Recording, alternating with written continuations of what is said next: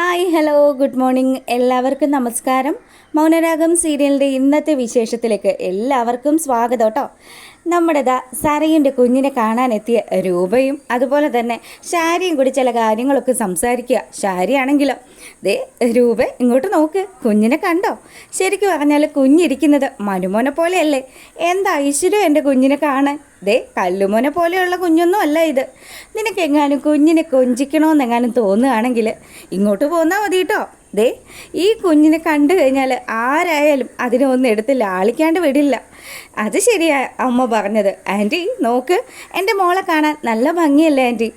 ഇതൊക്കെ കേൾക്കുമ്പോൾ നമ്മുടെ രൂപയ്ക്ക് ഇതൊന്നും പിടിക്കുന്നില്ല കേട്ടോ. രൂപയാണെങ്കിലോ കുഞ്ഞുങ്ങളെല്ലാം ദൈവത്തിൻ്റെ വരദാനമാണെന്നാണ് ഞാൻ കേട്ടിരിക്കുന്നത്. എന്തായാലും കുഞ്ഞുങ്ങളെ തമ്മിൽ കമ്പയർ ചെയ്യരുത്. ഏത് കുഞ്ഞാണെങ്കിലും അതിന് ഭംഗിയൊക്കെ ഉണ്ട്.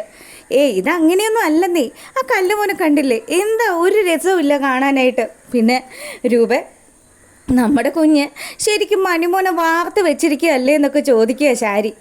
അതെ അതെ അതെ. പിന്നെ മനുമോനെ, അല്ല നിങ്ങൾ അമേരിക്കയിൽ പോകുന്ന കാര്യമൊക്കെ എന്നത്തേക്കാണ് പ്ലാൻ ചെയ്തോന്ന് ചോദിക്കുക. ഇത് കേൾക്കുമ്പോൾ നമ്മുടെ മനോഹരനൊന്ന് പേടിച്ചു കേട്ടോ. മനുവിന് നല്ല പേടിയുണ്ട്.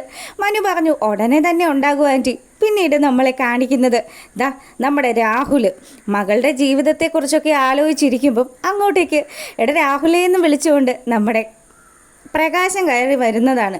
പ്രകാശനാണെങ്കിലോ ഭയങ്കര സന്തോഷത്തിൽ. താൻ എന്താ ഇതിനു വേണ്ടി ആലോചിക്കുന്നത്? തനിക്ക് എന്തെങ്കിലും പ്രശ്നമുണ്ടോ? തനിക്ക് സാമ്പത്തികമായിട്ടോ അല്ലെങ്കിൽ മാനസികമായിട്ടോ എന്തെങ്കിലും പ്രശ്നമുണ്ടെങ്കിൽ താൻ എന്നോട് പറയണോ? താൻ തന്നെയാണോ ഇരിക്കുന്നതെന്നൊക്കെ ചോദിക്കുമ്പം ഞാൻ തനിയെ ഇരിക്കുന്നത്. അവരൊക്കെ ആശുപത്രിയിലാണെന്ന് പറയുമ്പം എന്തു പറ്റി? ആർക്കാ വയ്യാത്തത്?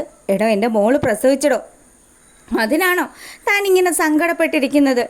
അതിനൊക്കെ ഒരു സന്തോഷമല്ലേടെ രാഹുലെ വേണ്ടത്? അല്ല, ഏത് ആശുപത്രിയിലാണ് മോള് കിടക്കുന്നത്? സ്റ്റാർ ഹോസ്പിറ്റലിലാണ്. അങ്ങനെയാണെങ്കിൽ പോകുന്ന സമയത്ത് എനിക്ക് ടൈം കിട്ടുകയാണെങ്കിൽ ആ കുഞ്ഞിനെ ഒന്ന് കയറി കണ്ടേക്കാം. പിന്നെ നമ്മുടെ പ്രകാശൻ കുറച്ച് വീമ്പുകളൊക്കെ അങ്ങ് അടിക്കാൻ തുടങ്ങി. ഞാൻ വിവാഹം കഴിക്കാൻ പോകുന്നത് കാർത്തിക ഫുഡ്സിൻ്റെ ഓണറുടെ അമ്മയാണ്. അതുകൊണ്ട് തന്നെ എനിക്കിപ്പോൾ പഴയതുപോലെ പണത്തിനൊന്നും യാതൊരു പ്രയാസവും ഇല്ല. ഞാനുണ്ടല്ലോ അത്യാവശ്യം നല്ല രീതിയിൽ കാശിട്ട് മറിക്കുന്നൊക്കെ ഉണ്ട്. പിന്നെ അറിയാമല്ലോ LK കൺസ്ട്രക്ഷൻ്റെ കാര്യം, അതിൻ്റെ MD എൻ്റെ വിക്രം ആണല്ലോ. അതുകൊണ്ട് സാമ്പത്തികമായിട്ടൊന്നും എനിക്ക് യാതൊരു പ്രയാസവും ഇല്ല. തനിക്ക് എന്തെങ്കിലും ബുദ്ധിമുട്ട് വരികയാണെങ്കിൽ താൻ എൻ്റെ അടുത്ത് വന്നാൽ മതി, തന്നെ ഞാൻ സഹായിച്ചോളാം എന്നൊക്കെ പറഞ്ഞ് നമ്മുടെ പ്രകാശൻ രാഹുലിന് വാക്ക് കൊടുക്കുകയാണ്. രാഹുലാണെങ്കിലോ അല്ലടാ താനിപ്പോൾ എന്തിനാ വന്നത്? ഞാൻ വന്നതേ എൻ്റെ കല്യാണത്തിന് തലേ ദിവസം തന്നെ താൻ എത്തിയേക്കണം, നമുക്ക് ചില അടിച്ചുപൊളിയും കാര്യങ്ങളും ഒക്കെ ഉണ്ടെന്നും പറഞ്ഞ് പുള്ളിക്കാരൻ അവിടുന്ന് പോവുക. പിന്നീടാണെങ്കിലോ നമ്മുടെ രാഹുൽ നേരെ രൂപയുടെ വീട്ടിലേക്ക് വരിക. രൂപ ചില പാചകങ്ങളൊക്കെ ചെയ്തുകൊണ്ട് നിൽക്കുമ്പം നിൻ്റെ ഉദ്ദേശം എന്തുവാ? നീ നിൻ്റെ ഭർത്താവും തമ്മിലുള്ള ഈ ബന്ധത്തിന് ഞാൻ കൂട്ടുനിന്നത് ഇപ്പം ഏറ്റവും വലിയ തെറ്റായി പോയത്. എത്രയും പെട്ടെന്ന് തന്നെ അവനെ കൊന്നു തരാമെന്നൊക്കെ നീ വാക്ക് പറഞ്ഞിട്ട് ഇപ്പം എത്ര ദിവസമായി? ചുമ്മാ അഭിനയമാണല്ലോ കാഴ്ച വയ്ക്കുന്നത്. അവനാണെങ്കിൽ നിൻ്റെ സ്നേഹത്തിൽ മതിമറന്ന് നിൽക്കുകയാണെന്നാണോ നീ വിചാരിക്കുന്നത്? അതൊക്കെ ചുമ്മാതാണ്. അവൻ വിചാരിച്ച് വെച്ചിരിക്കുന്നതേ എന്നോടുള്ള പ്രതികാരം വീട്ടാൻ പറ്റുമല്ലോ എന്നുള്ള കാര്യമാണ്. അല്ലാതെ അവന് നിന്നോട് പ്രത്യേകിച്ച് സ്നേഹമോ പരിഗണനയോ ഒന്നും ഇല്ല.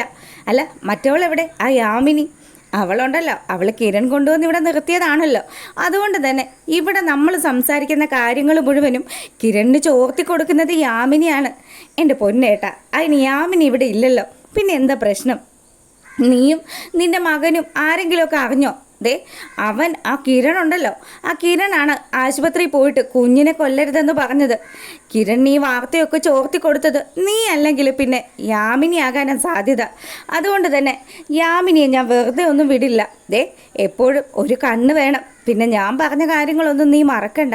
എത്രയും പെട്ടെന്ന് തന്നെ സേനൻ്റെ കഥ കഴിക്കണം. ഇനി എനിക്കതിന് വെയിറ്റ് ചെയ്യാൻ പറ്റത്തില്ല എന്നും പറഞ്ഞ് പുള്ളിക്കാരൻ അവിടുന്ന് കല്ലി തുള്ളി പോയതും സേനനാണെങ്കിലോ നേരെ വന്ന് നമ്മുടെ രൂപയുടെ അടുത്ത് സംസാരിക്കുക. രൂപേ, താൻ എന്നെ കൊല്ലാമെന്ന് പെട്ടെന്ന് തന്നെ പറഞ്ഞു, ഇല്ലെങ്കിൽ അപ്പം മറ്റാരെങ്കിലും ഈ കാര്യത്തിന് ഏർപ്പാടാക്കുമെന്നും പറഞ്ഞു. പിന്നീട് നമ്മളെ കാണിക്കുന്നത് ആശുപത്രിയിലാണ് കേട്ടോ. അവിടെ നമ്മുടെ താരാൻറ്റിയുടെ അടുത്ത് പോയിട്ട് കിരണും കല്യാണിയും സംസാരിക്കുക. ആൻറ്റി, അപ്പുറത്താണ് നമ്മുടെ സരയു പ്രസവിച്ച് കിടക്കുന്നത്. സരയുനൊരു പെൺകുഞ്ഞ് പിറന്ന ആൻറ്റി. ആൻറ്റിക്ക് കുഞ്ഞിനെയും അമ്മയും ഒക്കെ കാണണമെന്നുണ്ടാവും. ഞങ്ങൾ അതുകൊണ്ട് ആൻറ്റിയെ കൊണ്ടുപോയി കാണിക്കാമെന്നും പറഞ്ഞ് രണ്ടുപേരും കൂടി ഇതാ നമ്മുടെ താരയെ കൊണ്ടുവരികയാണ്. താരയാണെങ്കിൽ വലിയ സന്തോഷത്തിലാണ്.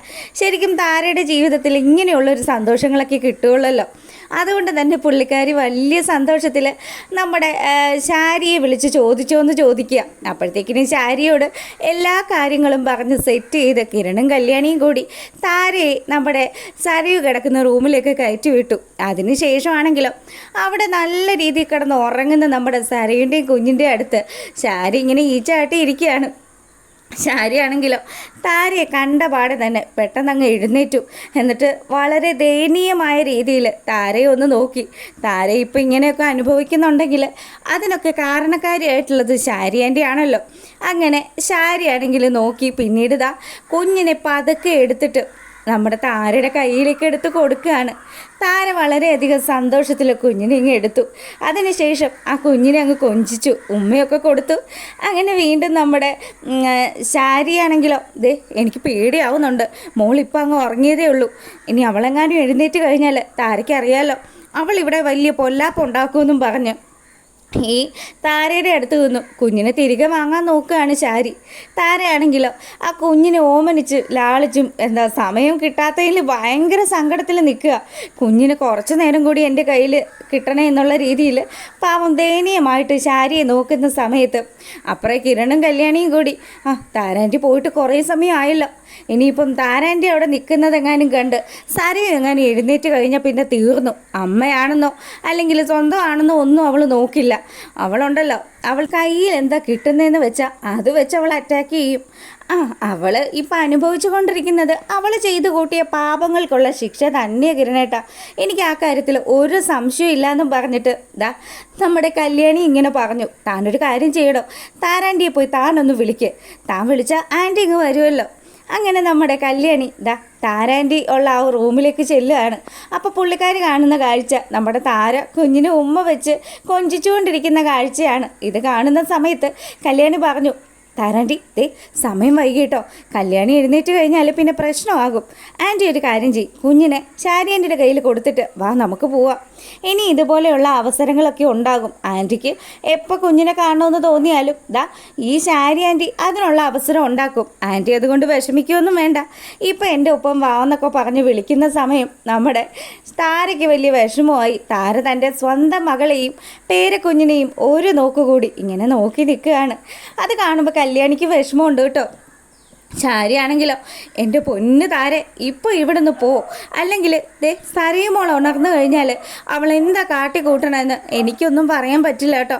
അവളുടെ സ്വഭാവം വെച്ച് കിട്ടുന്നത് വെച്ചായിരിക്കും എറിയുന്നത്. അതുകൊണ്ട് ഞാൻ പറയുന്നത് കേൾക്ക്. നിങ്ങൾ കല്യാണി മോളെ താരയും വിളിച്ചുകൊണ്ട് ഇവിടെ നിന്ന് പൊക്കോളാൻ പറഞ്ഞു. അങ്ങനെ ശാരി അപേക്ഷിക്കുന്ന സമയം അവരവിടുന്ന് പോവുക. അതിന് ശേഷമാണെങ്കിലോ കിരൺ റൂമിലെത്തി. നമ്മുടെ താരാൻറ്റിക്ക് കുഞ്ഞിനെ എപ്പോൾ കാണണമെന്ന് തോന്നിയാലും ശാരി ആൻറ്റി അതിനുള്ള വഴി ഒരുക്കണമെന്നും പറഞ്ഞുകൊണ്ട് നിൽക്കുക. ഈ സമയമാണെങ്കിലോ സരയു ഉറക്കത്തിൽ നിന്ന് എഴുന്നേറ്റു.